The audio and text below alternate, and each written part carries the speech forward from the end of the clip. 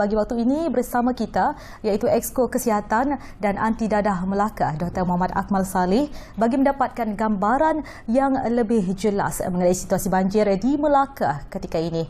Baik Dr. Akmal. Ya, saya. Baik Doktor, bagaimana Doktor memastikan mangsa-mangsa banjir di Melaka dapat mengelakkan daripada berlakunya penularan COVID-19 itu? Mungkin ada pengawalan jumlah kemasukan mangsa banjir di PPS ataupun menyimpan rekod-rekod mereka untuk sebarang kemungkinan berlaku khususnya berkenaan dengan penularan wabak COVID-19, Doktor. Okey, bagi Kerajaan Negeri Melaka di bawah portfolio kesihatan, sebenarnya kita tak boleh nak mengelakkan daripada penularan COVID, tetapi apa yang ayat yang paling sesuai adalah untuk mengawal ataupun kita boleh meminimalkan penularan COVID-19 terutama di kalangan mangsa-mangsa banjir. Yang pertama sekali, apa yang kita buat di Melaka ni, kita biasanya semua mangsa-mangsa yang akan dipindahkan dan bergejala, kita akan ambil swab terlebih dahulu, supaya kita nak pastikan gejala yang mereka ada ini adalah bukan ataupun sama ada COVID ataupun bukan COVID. Dan seterusnya, mangsa-mangsa yang bergejala ini juga kita akan asingkan. Tidak akan mangsa-mangsa ini kalau duduk di dalam PPS tu, mereka tidak akan bergaul dengan orang-orang yang lain. Sebab tu biasanya kita akan ada satu tempat khas, mungkin kalau di sekolah tu, di tempat yang paling tinggi sekali dan mereka ni dah siap sekali. Di kelas dan juga tandas pun mereka tidak akan campur dengan mangsa-mangsa yang lain. Dan juga apa yang kita buat adalah bagi mangsa-mangsa yang tidak ada bergejala, mangsa-mangsa yang kata orang pun tidak ada rekod ataupun tidak ada kontak rapat, ini mereka ni akan diasingkan mengikut lokaliti. Katalah satu contoh, bagi dua bangunan tu adalah untuk kampung A sahaja, ataupun bangunan di dewan besar adalah untuk kampung C ataupun kampung D saja. Jadi biasanya kita akan buat begitu. Dan juga bagi pihak Jabatan Kesihatan Negeri Melaka melalui pejabat kesihatan daerah masing-masing, kita mempunyai rekod yang ada. Maksudnya kita dah high alert kalau jika ada dalam simpanan rekod kita ni ada di kalangan kontak rapat, ada di kalangan positif COVID yang kuarantin di rumah dan terpaksa dipindahkan, maka kita akan ada high alert dan kita akan pindahkan mengikut, kalau kata yang positif tu, kita akan hantar ke PKRC. MITC, dan juga kalau kata yang kontak rapat kita akan asingkan di bangunan yang diasingkan daripada orang lain. Jadi itu antara langkah-langkah awal untuk kita mengawal penularan COVID-19 di kalangan mangsa-mangsa banjir ini. Baik Doktor, bagaimana pula dengan ujian kendiri itu sendiri? Adakah perlunya melakukan ujian kendiri itu setiap hari di PPS bagi kita kesan kes COVID-19 itu dengan lebih pantas? Okey, bagi ujian kendiri ini kita akan amalkan SOP yang kita lakukan adalah mana-mana pihak yang bergejala sahaja baru kita akan buat. Maksudnya kalau pihak yang tidak bergejala kita tidak cadangkan untuk buat setiap hari. Tetapi kita juga tidak menghalang mana-mana individu ataupun mangsa-mangsa yang ada test kit sendiri yang dekat maksudnya ada test kit saliva tu yang memang ada simpanan mereka sendiri untuk mereka lakukan setiap hari. Maka jadi kalau untuk pihak kesihatan negeri Melaka, kita memang kita punya SOP adalah kepada mana-mana individu yang bergejala ataupun mana-mana individu yang kontak rapat di dalam PPS tu, maka kita akan minta individu ini untuk melakukan ujian sendiri setiap hari untuk kita tahu status keadaan mereka ni bagaimana. Baik Doktor, mungkin Doktor boleh kongsikan bagaimana gerak kerja pegawai kesihatan di PPS ketika ini. Adakah mendapat kerjasama juga daripada pihak luar, mungkin hospital swasta? Pegawai kesihatan di PPS ketika ini memang bekerja 24 jam. Saya pun berjumpa dengan mereka hampir setiap hari. Setakat ni mereka bekerja dengan penuh dedikasi dan bukan waktu kerja pun mereka dah masuk ni. Tapi untuk setakat ini semua mangsa ini masih lagi diuruskan oleh pegawai kesihatan di PKD masing-masing. Dan keadaannya masih lagi terkawal dan kami pun tidak meminta lagi mana-mana pihak hospital swasta. Sebab apa? Kalau di Melaka ni ada 4 hospital swasta saja. Tetapi insyaAllah jika kita melihat pada keadaan yang kita memerlukan bantuan mereka, kita akan panggil dan mereka pun telah mengeluarkan satu statement kepada kami juga untuk bersedia dipanggil pada bila-bila masa saja. Tapi setakat ini keadaan masih lagi terkawal, pihak kesihatan, kerajaan negeri masih lagi boleh, kata orang pun boleh mampu untuk bertugas habis baik, dan insyaAllah jika keadaan ini berlarutan, cadangan yang kedua adalah backup plan kita adalah untuk kita panggil pusat-pusat kesihatan swasta untuk membantu kita dalam melakukan tugasan-tugasan harian di PPS ini. Tapi setakat ni masih lagi semuanya dilakukan oleh pegawai kesihatan daripada pihak kerajaan ataupun KKM sendiri. Baik Doktor, bagaimana pula trend bagi jumlah terkini mangsa banjir di Melaka, dan mungkin petugas kesihatan juga ada persiapan untuk fasa seterusnya, sebab kita difahamkan beberapa negeri telah pun mengalami gelombang kedua. Bagaimana pula di Melaka untuk persiapan ke fasa seterusnya itu?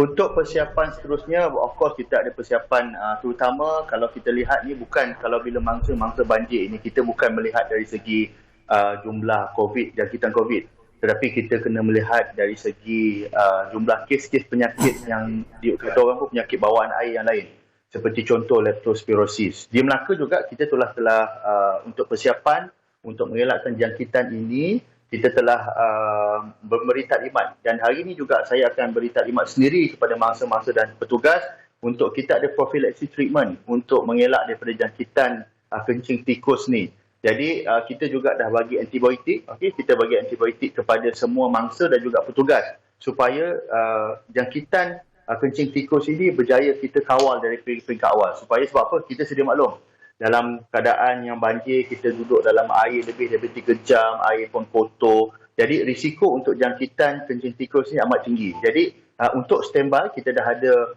kesiapsiagaan untuk fasa seterusnya adalah ini yang kita lakukan. Maksudnya kita dah bagi prepare. Maksudnya seminggu sekali kita akan bagi antibiotik kepada mangsa dan juga petugas supaya mereka ini dapat bertugas dalam keadaan yang sihat, dapat bertugas dalam keadaan mereka boleh menjaga kesihatan mereka sendiri. Dan jumlah terkini saya ingin maklumkan jumlah mangsa yang terjejas setakat pukul 8 pagi tadi di Melaka sahaja kita ada pusat pemindahan, 22 pusat pemindahan.